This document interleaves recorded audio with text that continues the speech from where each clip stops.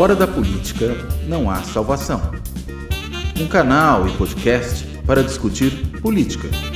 Produzido por mim, o cientista político Cláudio Couto.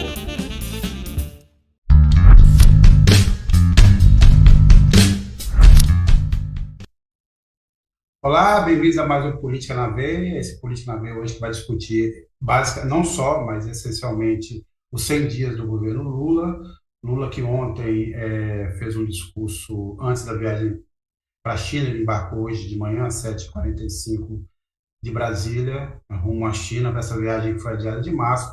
Mas ontem ele fez um discurso que serviu ali para dar um grande balanço, não só um grande balanço dos 100 dias, mas para dar diretrizes, né, sobre os caminhos do governo Lula. Alguns pontos me chamaram a atenção, obviamente a gente vai discutir aqui, mas antes aqui de cumprimentar os meus comparsas aqui do programa, eu só queria ressaltar que um dos pontos que me chamou a atenção foi a mensagem dirigida ao ministro de Minas e Energia, onde o Lula diz claramente que a Petrobras não será uma empresa de petróleo apenas, voltará a investir em navios, voltará a investir em energia renovável, como a se transformar, na verdade, numa empresa energética e importante na transição fundamental nesse momento das mudanças climáticas. Mas esse é um tema. A gente também vai falar da viagem do Lula à China, de outros assuntos aqui também relevantes da semana. Ontem o Lewandowski também decidiu que o processo do Moro e do Dallagnol referente às denúncias do Tacla Duran vão permanecer no Supremo. Então a gente tem aqui vários assuntos. Espero que vocês gostem do programa. Continuem com a gente, curtam, compartilhem, avisam os amigos, também aos inimigos. A gente gosta aqui de receber também os inimigos. É sempre um grande prazer. Então, lembrando que o Política na Veia é um programa que é uma parceria da Carta Capital, da TV de Higiene do Luiz Nassif e do Fora da Política Não Há Salvação, do cientista político Cláudio Couto. Couto e Nassif, bem-vindos para mais um programa. Bom dia, Sérgio. Bom dia, Nassif. Bom dia, Couto. Estamos aí de novo. Então, vamos lá. Couto, eu vou começar por aí. Quer dizer, eu demantei esse ponto aqui do discurso do Lula, mas eu queria saber primeiro qual é a sua impressão desse discurso. Se você quiser também aproveitar para fazer alguma análise, algum balanço aí desses 100 dias, por favor. Então, vamos lá. Vou começar, acho que pelo balanço, né, que eu acho que é a questão central aqui, aí a gente finaliza falando do discurso. Até o artigo que eu escrevi aí para o número especial da Carta Capital. Excelente, né, aliás, recomendo a leitura. Por favor. Se o editor gostou, para mim tá bom. Né? Eu enfatizo um ponto que para mim é fundamental, né? E que quando a gente olha boa parte aí da cobertura que está sendo feita na imprensa, de uma maneira geral, acho que estão deixando de olhar para isso. Esse não é um governo trivial, né? Porque ele não vive um momento trivial. A gente vive ainda tempos anormais, né, que é até o nome com que o artigo ficou, e que são o resultado do que foram esses últimos 4 anos aí. Se a gente quisesse esticar um pouco, podia até chegar a 10 anos, lá ainda na jornada de junho de 2013, quando começou aí essa onda de direita e de extrema direita no país, de antipolítica. Foi ali que tudo, de alguma maneira, foi deflagrado.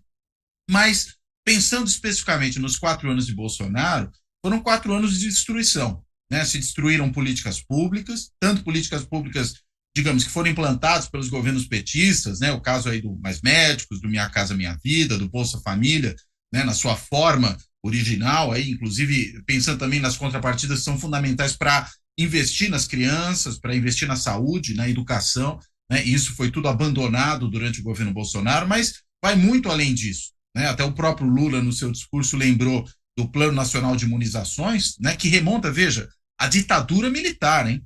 O Plano Nacional de Imunizações, ele surge na esteira ali da campanha de erradicação da varíola, né? No final dos anos 60, ele é iniciado ali na primeira metade dos anos 70 e dali para frente foi se consolidando, foi fortalecido durante o SUS e até isso o Bolsonaro fez questão de atacar, né? Tanto que a gente tem um apagão na vacinação brasileira de um modo geral, resultado da incúria e do desmonte que esse governo provocou nessa área, para não mencionar o que, enfim, já é sobejamente conhecido, que foi a questão aí da não compra de vacinas, depois a tentativa de compra com corrupção dos coronéis lá do Ministério Militarizado da Saúde, daquelas vacinas indianas que não estavam testadas e nada. Enfim, foi um apagão geral nessa área. Mas veja, cultura, educação, meio ambiente, política indígena, política externa, né, que foi também completamente desvirtuada, transformando o Brasil, com orgulho por esse governo que saiu, num par internacional.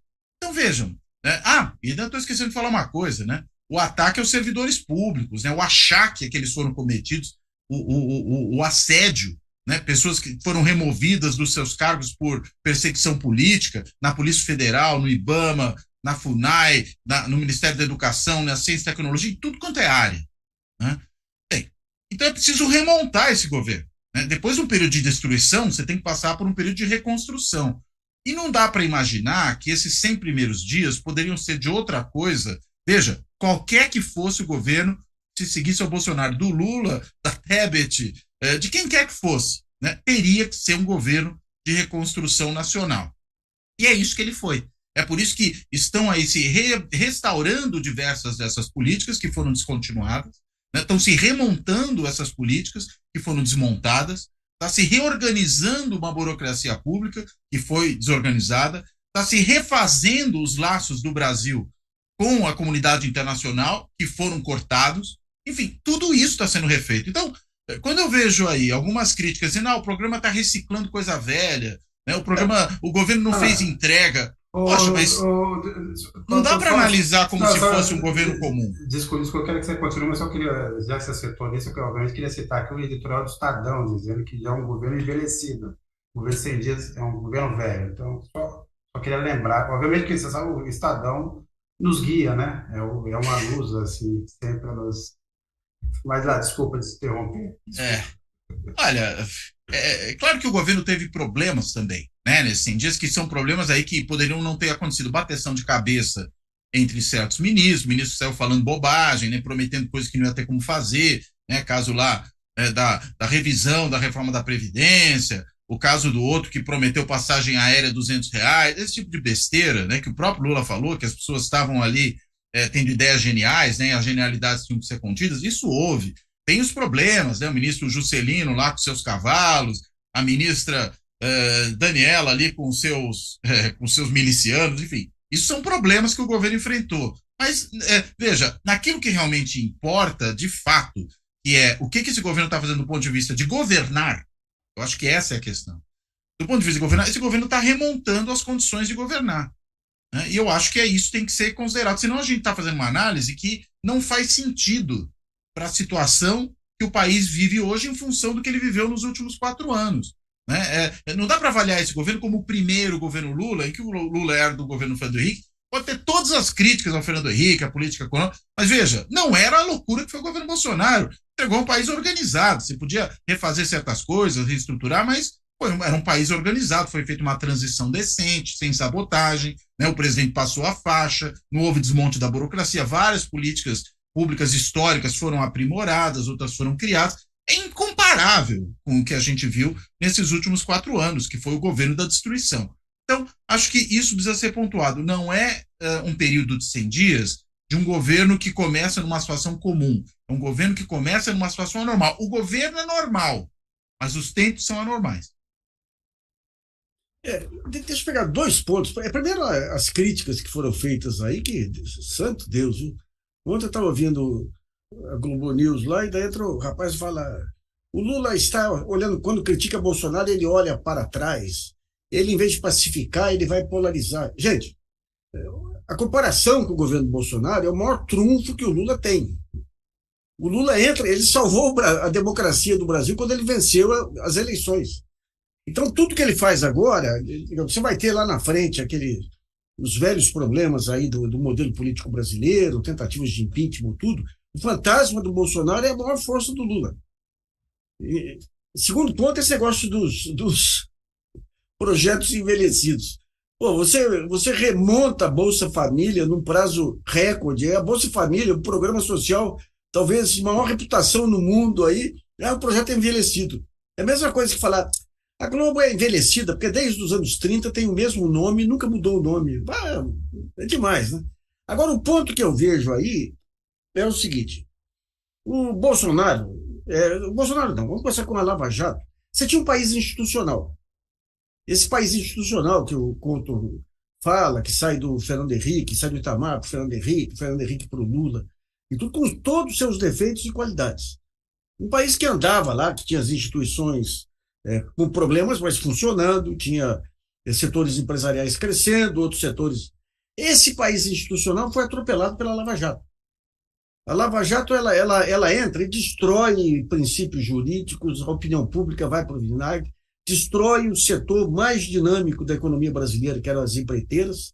Não se limitam a punir os donos de empreiteiras, eles quebram as empreiteiras e criam todo um caos institucional, aí uma subversão de procuradores se sobrepondo à lei, colocando Supremo na berlinda e enriquecendo. Sérgio Moro, Deltan lá em alto. Então agora você vai ter o grande desafio do Lula de reconstruir esse país institucional, que passa por esses pontos que o Couto coloca aí, do funcionalismo público, as instituições e tudo mais, mas passa também por uma repactuação com a economia.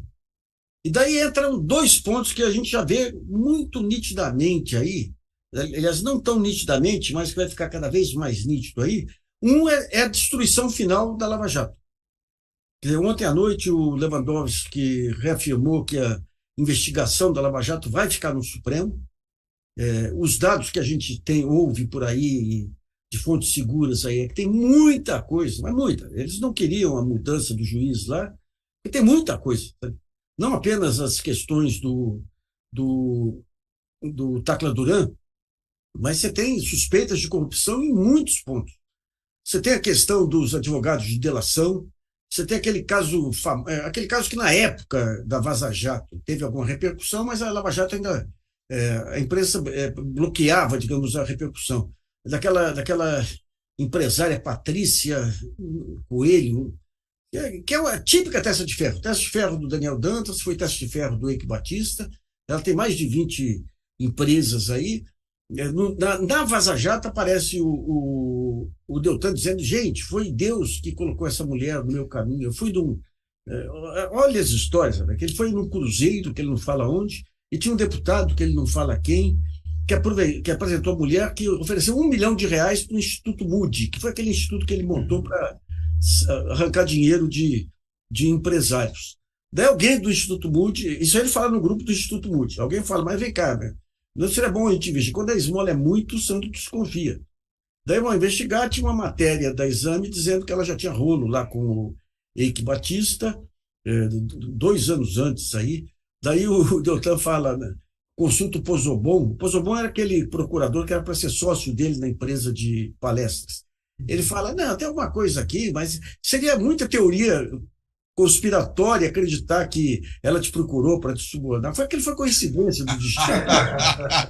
Imagina. Eu li toda a denúncia lá, você tem toda isso. Teoria conspiratória quando é contra os outros, né? A coisa mais óbvia do mundo vira teoria conspiratória. E eu li todo o material eu estou publicando, eu dei até hoje, até 5 da tarde aí para a assessoria lá me responder.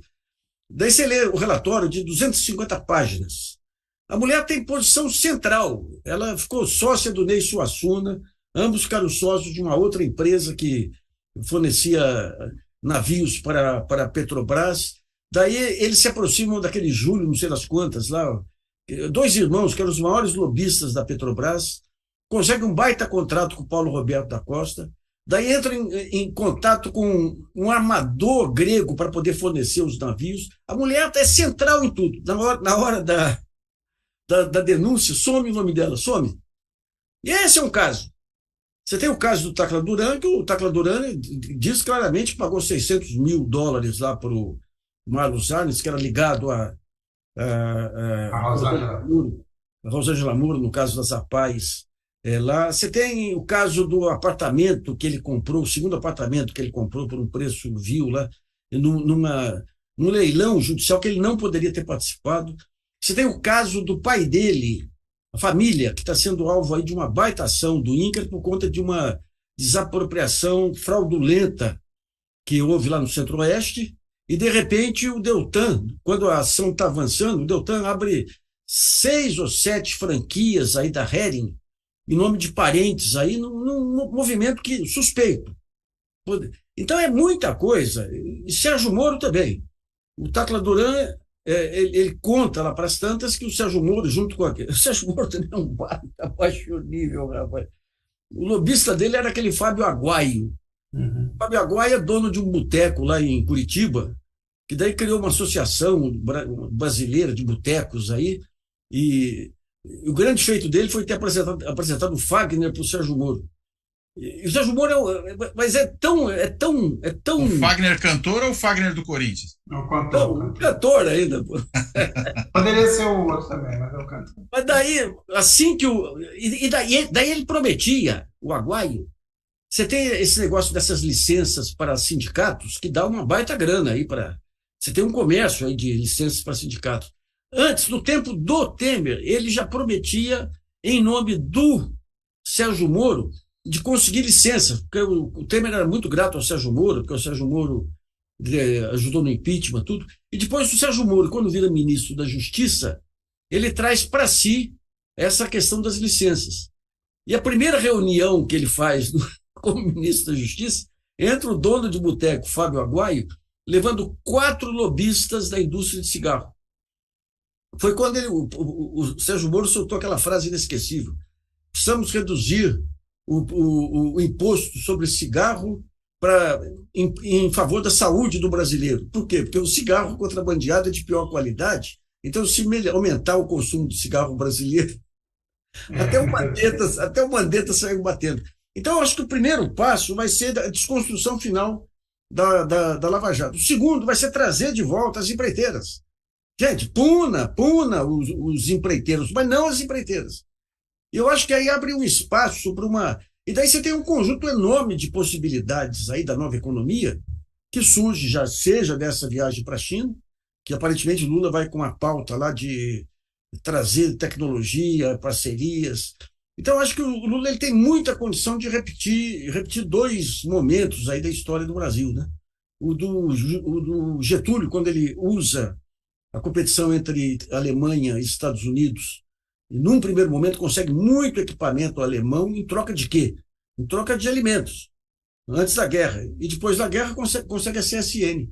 E o Juscelino, que ele dá uma tacada de mestre, sabendo que os financistas brasileiros eram contra qualquer tipo de industrialização, ele traz a indústria automobilística e coloca 2 condições. Primeiro, tem que pegar como sócio um financista brasileiro. Daí entra os Monteiro Aranha, entra os Flecha de Lima. E o segundo ponto era ter uma rede de fornecedores de autopeças brasileiros. Então, eu tenho a impressão que, não sei, vamos ver a montagem aí de como que vai ser essa estratégia, mas tem campo aí para um amplo pacto nacional de desenvolvimento, mas agora com viés social, né? Tem esse espaço. Se vai acontecer, não sei. O Haddad está com todas as energias empenhado no tal do arcabouço, aí, querendo agradar o mercado. Tem uma estratégia por trás que eu não sei, eu acho meio fantasiosa. Você tem o indústria e comércio, você tem o Alckmin, que não chega a ser um gênio da visão futurista, né? Você tem o BNDES, que foi montado lá, uma estrutura boa. Aí você tem a grande esperança aí, que é o Roberto Campos Neto se mancar e se mandar. Agora, o Nassif, ontem o Lula mencionou, né, em certo momento, que ele queria ter convocado ali para aquela reunião dos 100 dias os presidentes dos bancos públicos, citou todos, Caixa, Banco do Brasil, BNB. Parece também que há ali alguma esperança de que você possa operar alguma coisa à margem, né?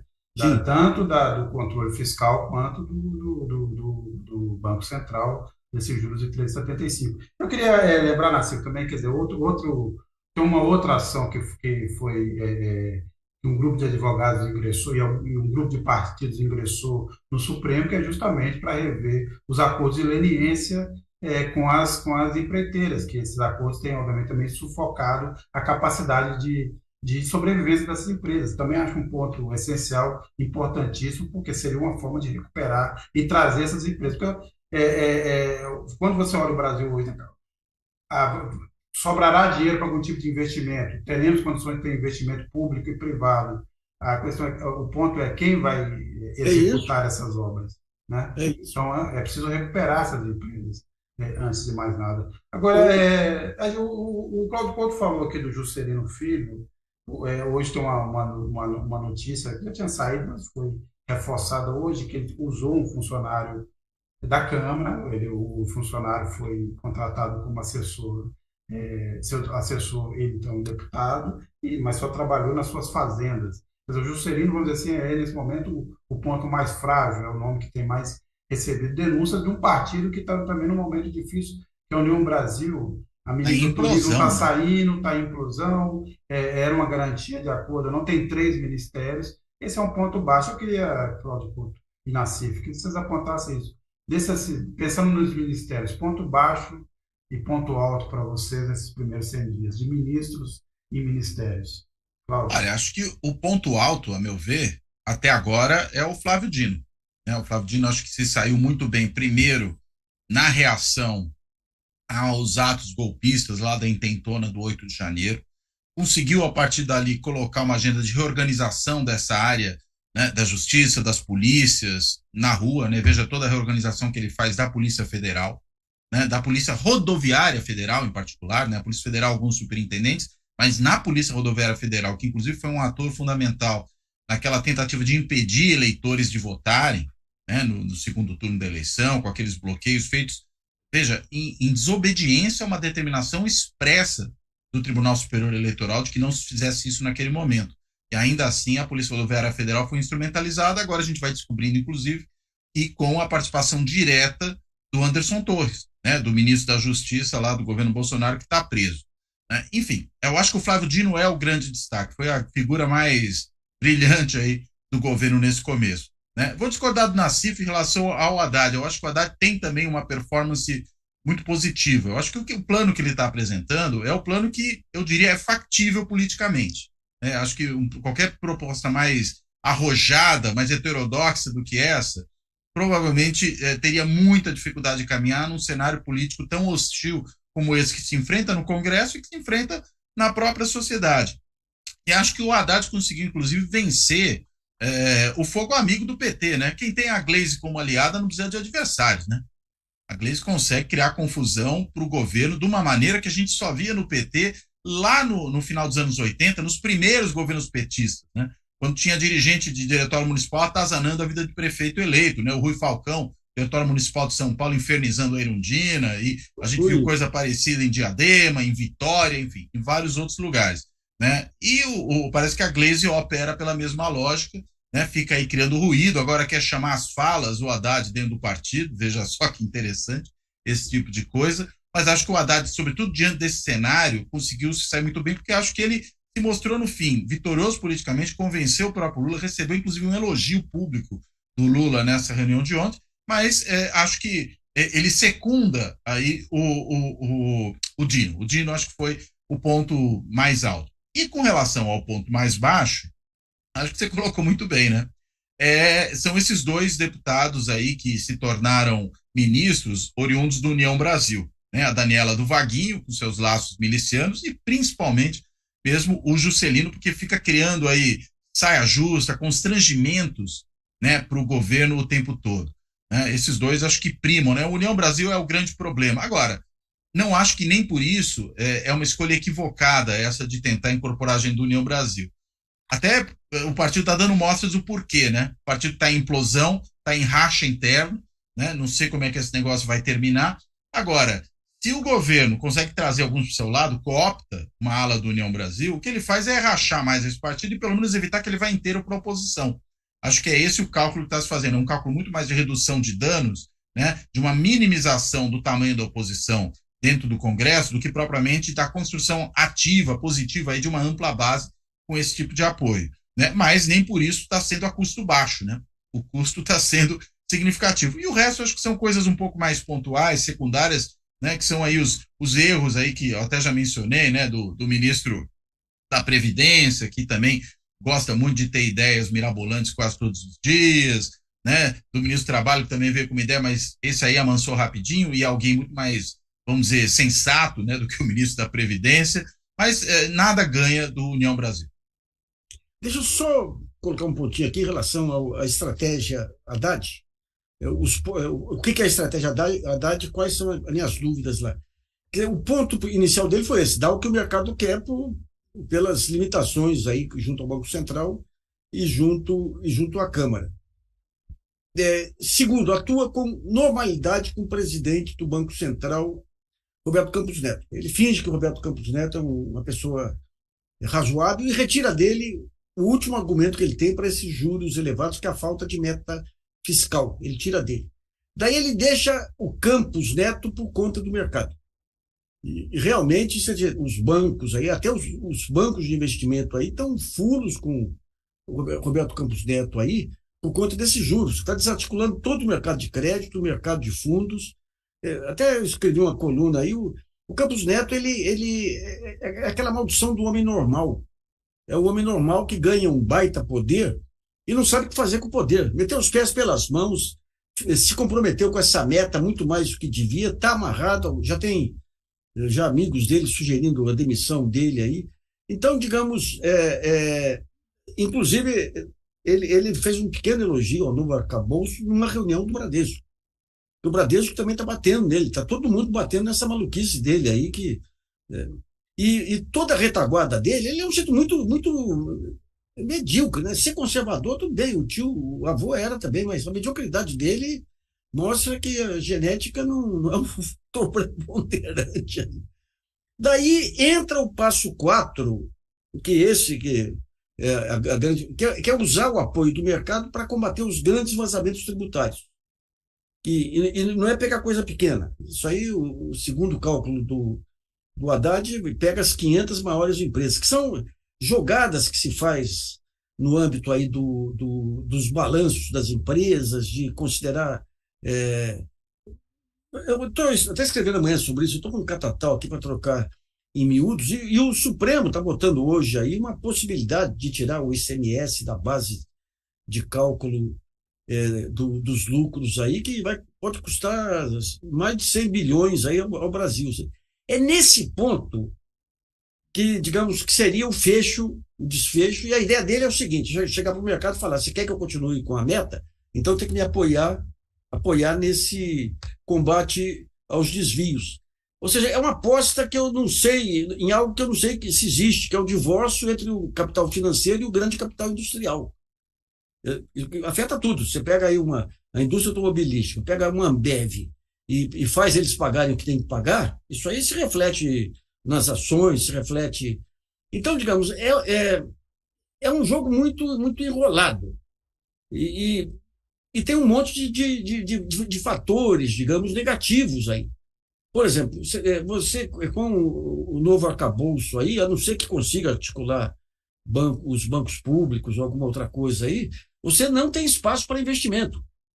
Ele deu um piso lá de 75 bilhões para investimento, que não está claro onde que vai entrar. Por exemplo, o secretário do Tesouro já falou claramente que vai desvincular, tem que desvincular saúde e educação, que foi o grande avanço da Constituinte, lá poupando, digamos, 2 setores aí da fome aí daqueles que disputam o orçamento, né? Então, digamos, se tudo isso der certo aí, o Haddad entra, quer dizer, consegue acabar com esse mito aí da lei do teto, esse horror da lei do teto e tudo aí, consegue mais à frente mudar o Banco Central. O Banco Central é um banco que não... Você pega taxa de juros de longo prazo, que é o grande fator que define todo o conjunto de taxas de juros. Os grandes operadores aplicam sem nenhuma disputa do Banco Central, nenhum lugar é isso. Japão e Estados Unidos, o Banco Central entra jogando para baixo as taxas lá, disputando. Aqui tudo pós-fixado, para não correr risco capital. Então, lá na frente, a gente vai entender se realmente a estratégia do Haddad vai ser conquistar esse espaço e depois dar uma função econômica mesmo para o orçamento e para o mercado, que hoje não tem função econômica. Hoje não tem função, o mercado não tem função econômica. Essa política de metas inflacionárias não tem função econômica, não leva em conta a realidade. Ou se realmente é uma estratégia genial aí que vai ser bem sucedida lá na frente. Porque ganhar do Roberto Campos Neto, ele ganha.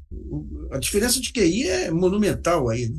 O problema é que o Roberto Campos perde, mas está lá sentado. Mas assim, primeiro, a inflação hoje saiu o resultado 12 anualizado, 4,65. Também já diminui um pouco a argumentação do Roberto Campos. A impressão que eu tenho, queria depois você continuasse, é que acho que parte da equipe da Fazenda trabalha com a ideia de que o Roberto Campos é um problema importante, mas não é o mais relevante, que é a margem. Eles, por exemplo, o tamanho hoje que você tem para o Bolsa Família, em termos de volume, muito maior do que foi nos governos do Lula, quando, vamos lembrar, nós temos um superávit primário de 4,5% e o juro na casa dos 26%. Depois, aposta na isenção do imposto de renda e numa sobra de dinheiro, entendeu? Que vai dar uma soma. Você estava no governo Bolsonaro com 15% do PIB, você pode estar caminhando para 19% em termos de gastos públicos. Me parece ser o ponto em que eles acham que isso vai ser vamos dizer, a injeção, o pontapé inicial que vai permitir abrir as possibilidades de negociação, e aí você vai aqui tentando juntar as peças. Isso me parece, pelo menos, a ideia, não sei se também te dá essa impressão, mas é tentar operar com o que se tem hoje na mão, a margem desse enclave hoje, desse bunker que virou o Banco Central e das outras dificuldades.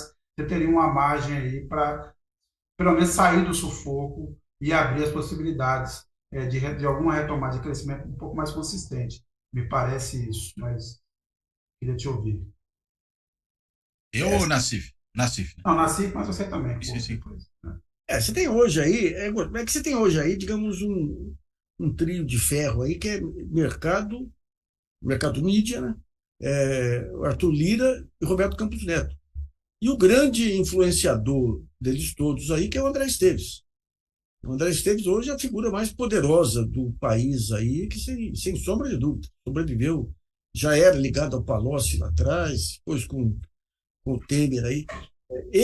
As informações que eu tenho é que ele está descontente com os juros nesse patamar aí. Agora, é enroladíssimo, né? Porque se você quiser tirar a independência do Banco Central, a Câmara não vai permitir. Não, mas... Então, é um espaço muito pequeno de atuação. Então, digamos, o que o Haddad está fazendo dentro dessas limitações, aí ele conseguiu acabar com a lei do teto, mudar. Mas o que eu digo é o seguinte: você tem um fator que é o tempo político, que é a incógnita do pedaço aí. Que o Lula, para conseguir se manter, conseguir inclusive dobrar o presidente da Câmara, ele tem que recuperar a popularidade. Isso depende do comportamento da economia. O comportamento da economia depende dos investimentos. Na melhor das hipóteses, aí, se o Roberto Campos Neto tiver um mínimo de bom senso, isso vai levar 2 anos para baixar 2 pontos a taxa Selic, que não resolve nada. Então, como que fica nesse período, digamos, o tempo político do Lula?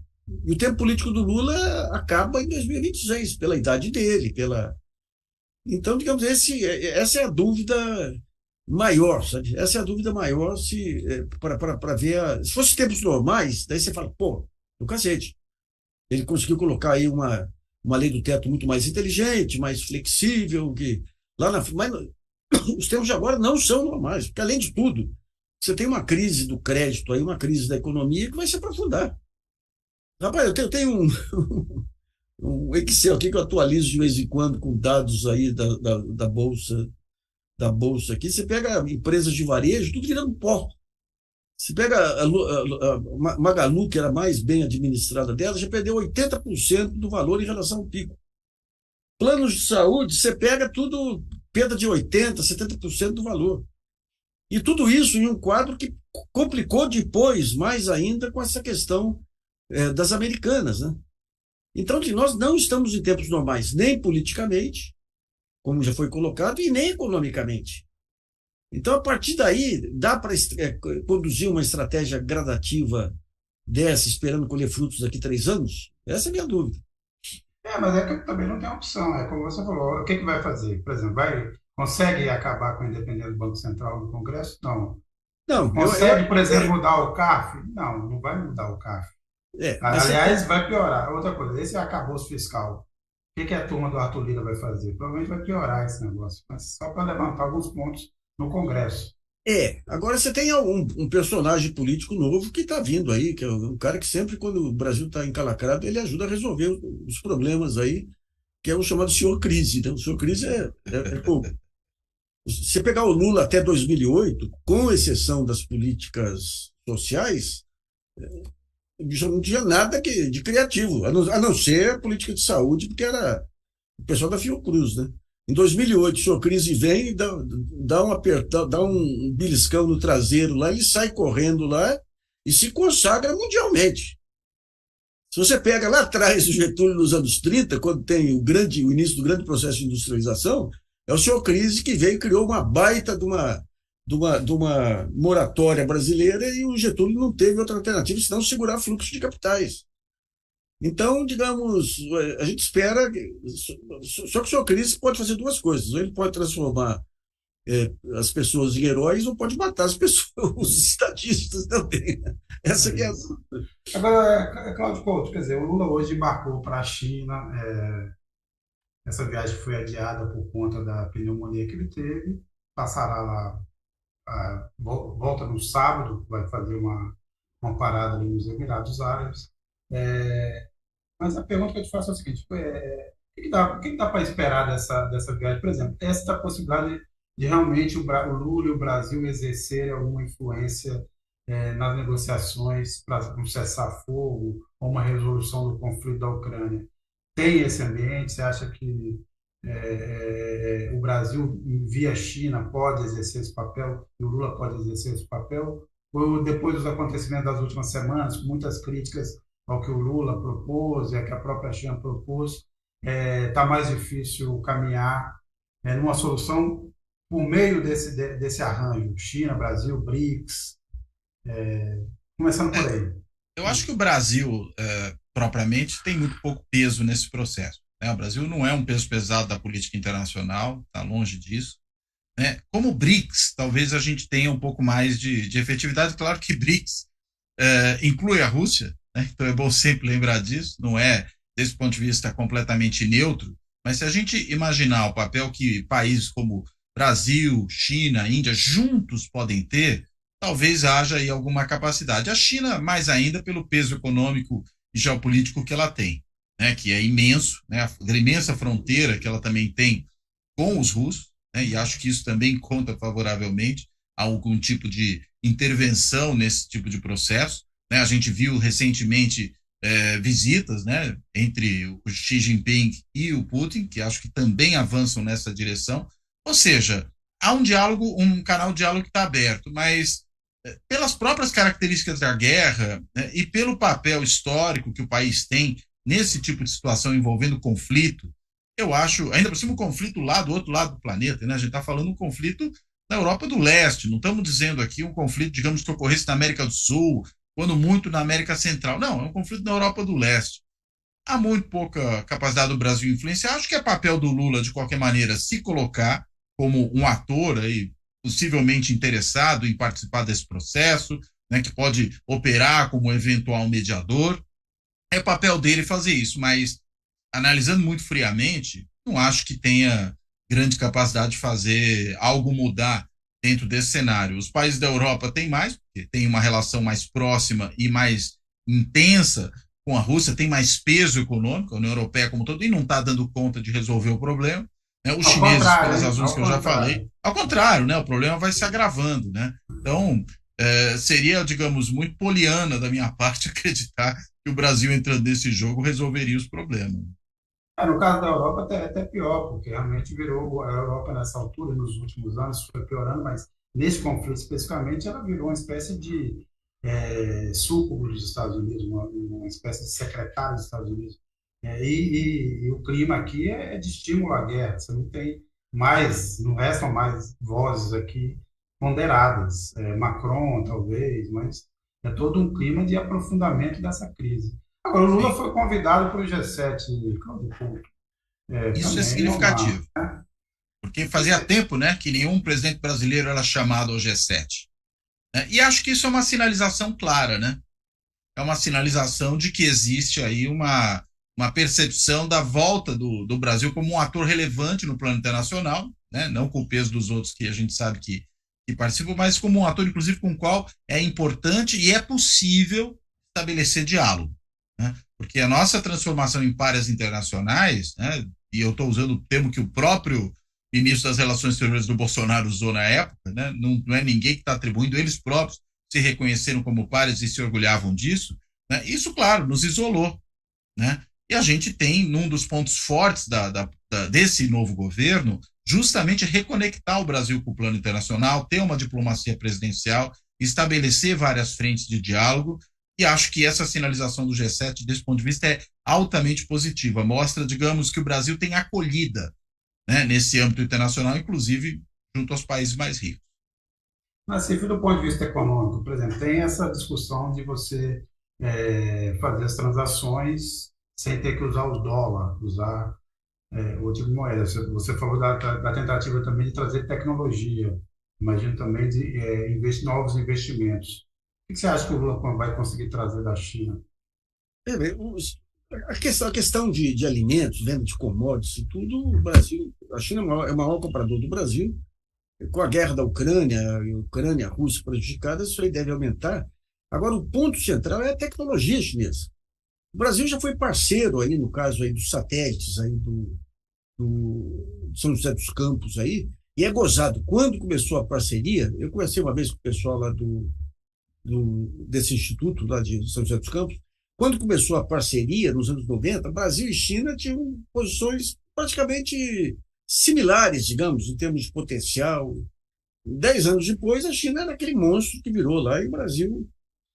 Você tem, por exemplo, aquela de 5G, a mais famosa, Huawei. Eles têm um laboratório lá em Santa Rita do Sapucaí, que eu visitei lá, fantástico lá.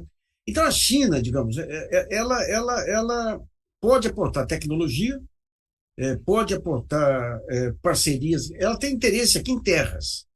Isso aí é complicado, porque daí entra segurança nacional, segurança alimentar e tudo, mas em relação à China, você tem muita coisa. Essa questão da tecnologia, ela está na ponta hoje, em termos de inovação e tudo, né? Então, tem condições de... Então, você pega a Embraer, e é gozado, naquele mesmo período, eu fui para a China, junto com o Maurício Botelho, grande presidente da Embraer, e eles tinham montado um acordo lá com o governo chinês de instalar uma fábrica lá com a condição de transferir tecnologia. E eu falei, vale a pena? Eles falaram, com o tempo eles vão ter acesso à tecnologia e nós aproveitamos o mercado deles. Então vai ser importante o Lula acabar com os dogmas aí e usar o mercado brasileiro como poder de barganha também para atração dessas empresas aí de tecnologia e inovação. E depois, vamos pegar a Europa. O Macron, que era o mais americanista de todos os europeus, o cara que entregou a parte de energia da Alstom para os Estados Unidos, que fazia parte aí de um partido que os otanistas lá, que queriam pôr tudo na OTAN, ele mudou. Ele tinha essa posição enquanto ministro da Fazenda, entregou a melhor parte da Alstom para os Estados Unidos. Hoje, graças ao grande Jack Welch, a GS se arrebentou e essa parte de energia voltou para a França, para a EDP, que é a estatal francesa. E o Macron falando da importância da afirmação da Europa. Agora, para a Europa conseguir ter um mínimo de visibilidade, digamos, entre esses dois polos gigantescos, uma parceria com o Mercosul é grande. Então, digamos, você tem aí uma engenharia diplomática que tem que estar muito bem atrelada à questão aí econômica aí da nova economia, das novas tecnologias, que vai ser relevante. Tem os instrumentos. Eu imaginava lá atrás que a pessoa que fosse fazer essa amarração toda seria o Haddad. O Haddad mostrou no Ministério da Educação aquela capacidade dele de articular grandes planos, grandes programas. Mas ele se concentrou realmente nessa questão da reforma fiscal. De qualquer modo, o BNDES tem um amplo corpo lá de funcionários aí técnicos aí capazes de... O IPEA está retomando aí a visão prospectiva dele também. Ou seja, tem inteligência pública hoje para definir aí os projetos prioritários nas negociações com China, Estados Unidos e Europa. Né? E o próprio Itamaraty, né? Que tem Sim. isso como obrigação de ofício. Né? Mas O, digo, o Mauro Vieira, Fora, né, dessa área Mauro especificamente Vieira, diplomática. para mim, continua incógnito, eu não sei exatamente.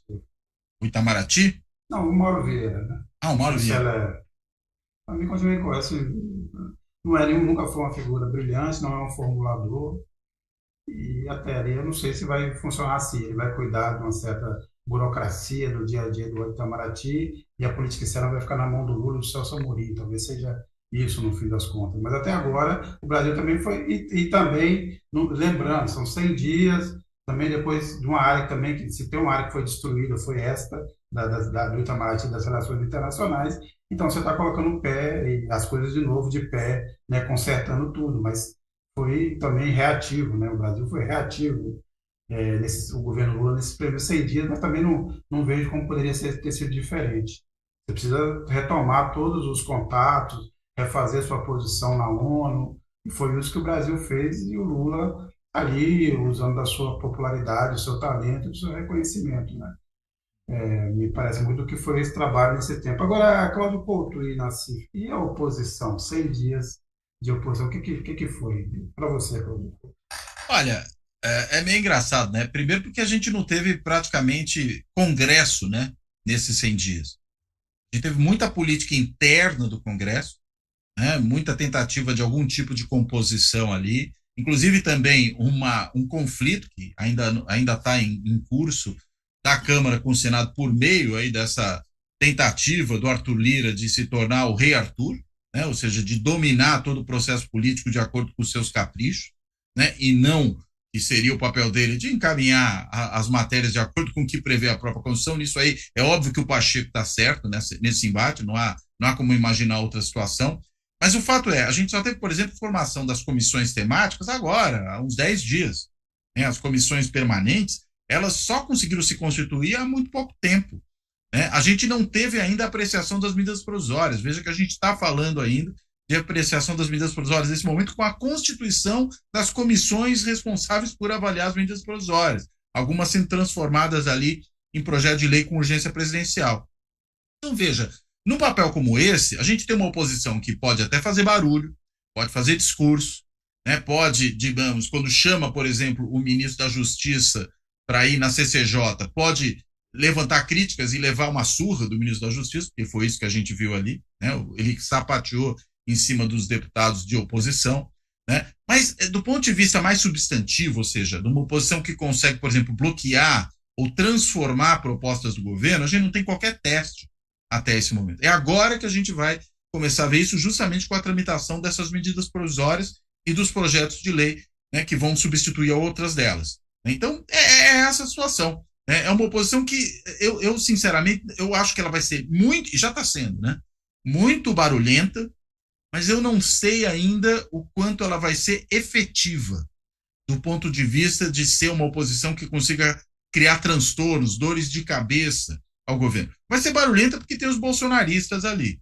Mas veja, um partido como União Brasil, do qual a gente falava um pouco mais cedo hoje, é um partido que tem, claro, uma ala ali fortemente oposicionista ao governo, tem o Sérgio Moro, né, tem o ACM Neto, não ele diretamente dentro do Congresso, mas o grupo mais próximo a ele, tem aqueles que são oriundos do velho DEM, mas tem todo um catadão ali de parlamentares que podiam estar em qualquer um dos outros partidos, aí os partidos de adesão, que formam a base de sustentação dos diferentes governos ao longo do tempo. Então a gente não sabe como um partido dessa dimensão vai se comportar. Sequer no caso do PL, em que a gente tem ali metade, mais ou menos, um pouco mais do partido de uma base bolsonarista, né, que a gente sabe que vai ser realmente oposição, mas e o resto? E o chamado PL Raiz, ali na tradição do Valdemar Costa Neto, será que vai fazer oposição ao governo? A gente ainda não sabe, vai ter que esperar as votações. Outros partidos que são historicamente de oposição aos governos petistas, no caso do PSDB, se reduziram. O PSDB hoje é na Câmara do tamanho do PSOL. Veja, um partido que governou o país por 2 mandatos. Se a gente considerar ainda o governo Itamar, podemos dizer 2 mandatos e meio, pelo menos. Né? E agora ele tem o tamanho de um partido que é um partido claramente minoritário, até eu diria de vocação minoritária em boa medida, que é o PSOL. Então imaginar, né, que do PSDB virar uma oposição forte é pouco provável, até pelo seu tamanho, muito reduzido. Então eu acho que a gente só vai saber exatamente o que é essa oposição, para além do estardalhaço que ela faz, quando realmente as matérias importantes do governo começarem a tramitar no Congresso. E, no fundo, é o que realmente importa, né? A CPI do 8 de janeiro pode ser um problema para o governo?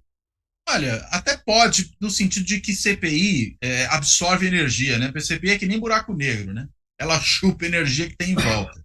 Se você tem uma CPI que começa a produzir muito ruído, chamar muito a atenção da opinião pública, isso acaba fazendo com que ela atrapalhe o processo legislativo como um todo. A gente viu isso, inclusive, na necessária, né, CPI do Senado responsável pela Covid, né, pela pandemia. Foi uma CPI indispensável, tendo em vista o que aconteceu no país naquele momento, mas não houve mais funcionamento do Congresso durante aquele período, na prática, né, em termos de tomar decisões importantes.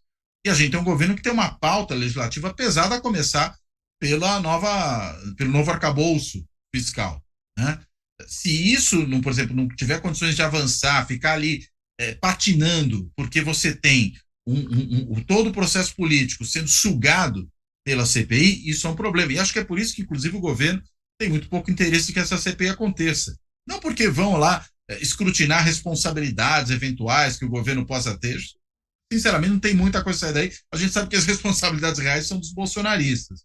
Mas pelo fato de que CPI realmente tem essa capacidade de, ao produzir muito calor político, acabar afetando o resto do processo legislativo. Eu acho que esse é o grande ponto. Nassif? É isso aí. Se pegar a própria CPI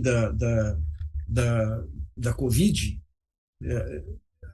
as guerras de narrativas, né, digamos assim, se pegava aqueles deputados bolsonaristas que traziam versões fundamentalmente verossímeis, mas que alimentavam aí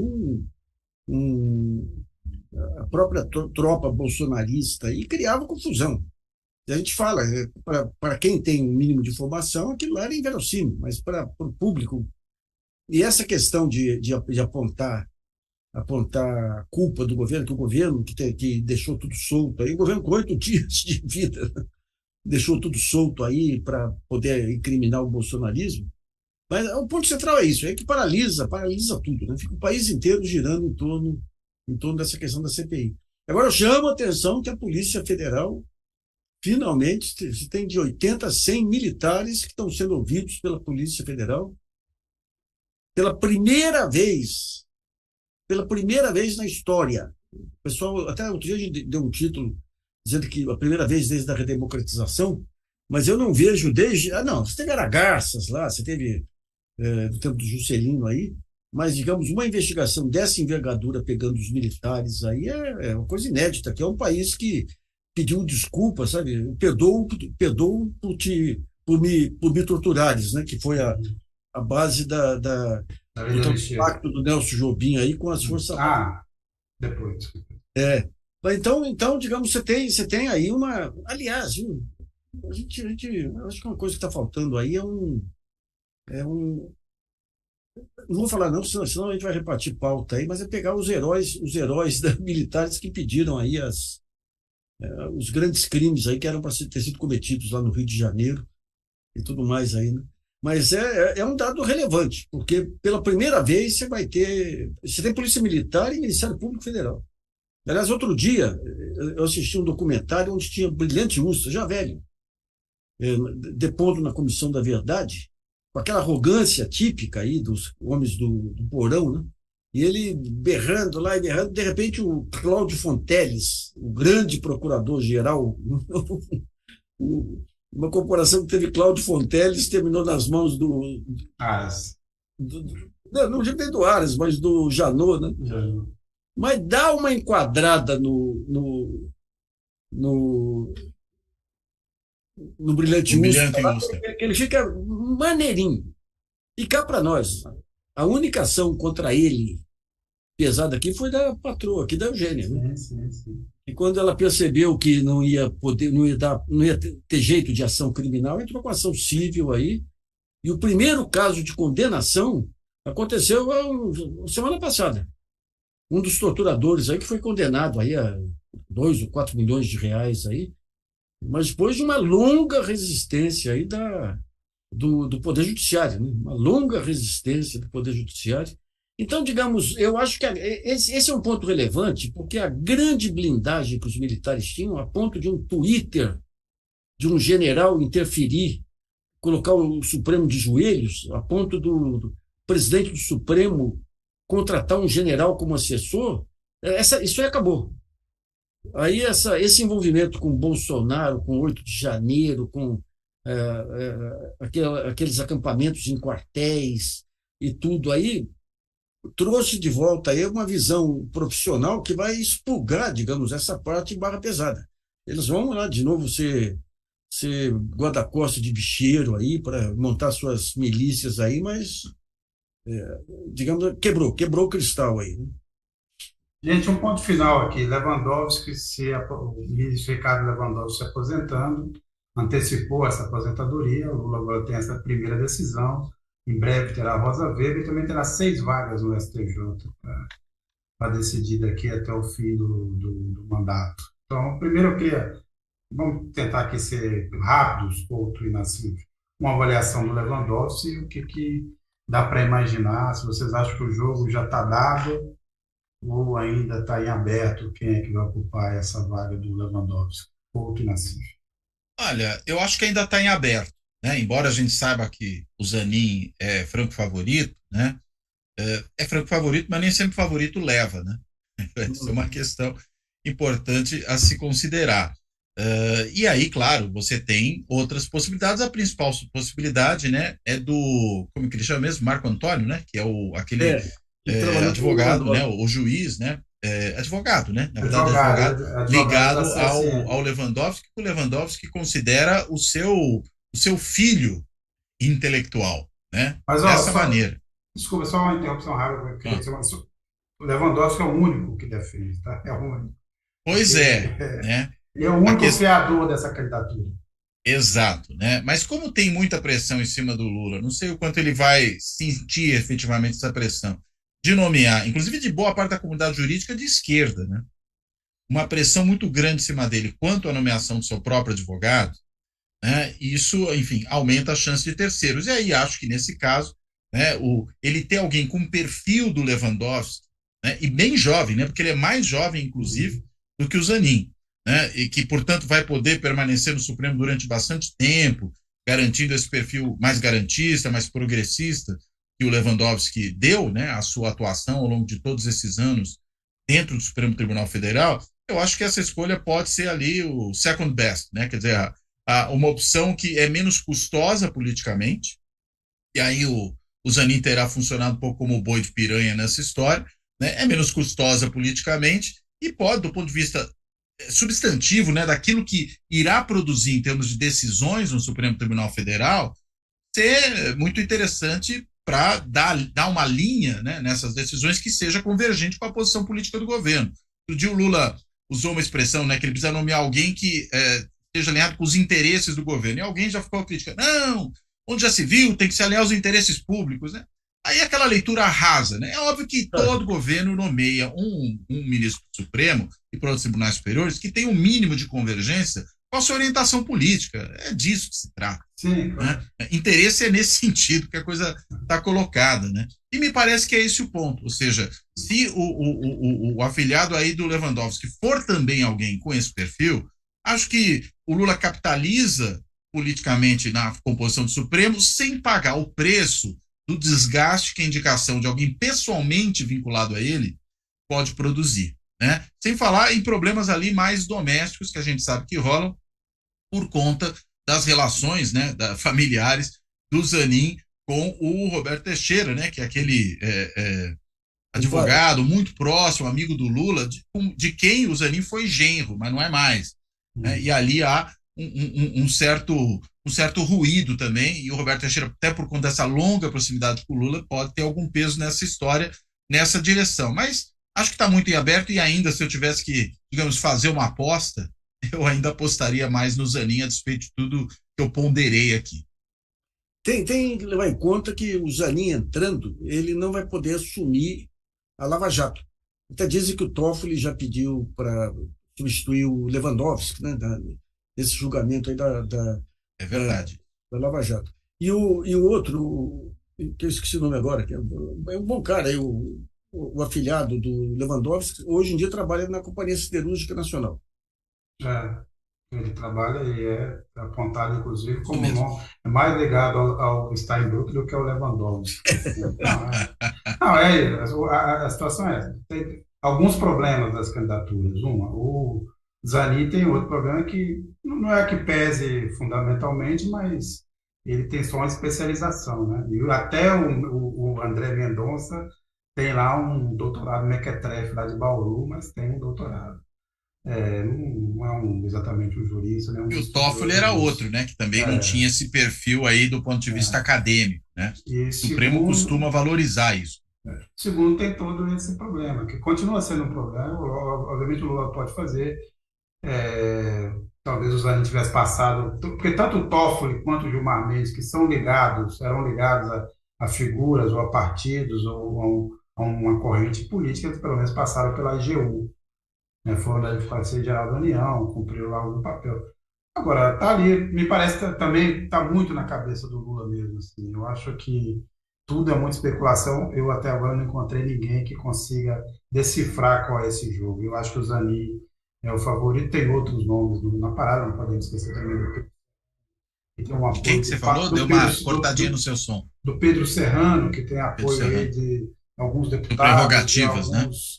E alguns sindicatos. Tem um candidato, o Martônio, que é apoiado pelo Camilo Santana e pelo governador do Ceará, também correndo por fora, o próprio Renan Streck, mas eu acho que realmente está entre o Zanin. Se fosse para pensar numa corrida, Zanin e o Mauro estariam na frente nesse momento. Mas acho que tudo ainda está muito na cabeça do Lula e ele ainda, de qualquer forma, tem um tempinho ainda para fazer essa indicação. Bem, eu agradeço o Nassif Couto aqui, agradeço quem nos acompanhou aqui até agora. Lembrando que toda terça-feira a gente está aqui às 11 horas, acompanhe também a programação do GGN, a programação do Fora da Política Não Há Salvação e também da Carta Capital. Agradeço, Nassif Couto, até a próxima e vamos lá. Até a próxima, obrigado, Sérgio. Obrigado, Nassif, e boa semana aí para todo mundo que nos acompanha. Um abraço, pessoal.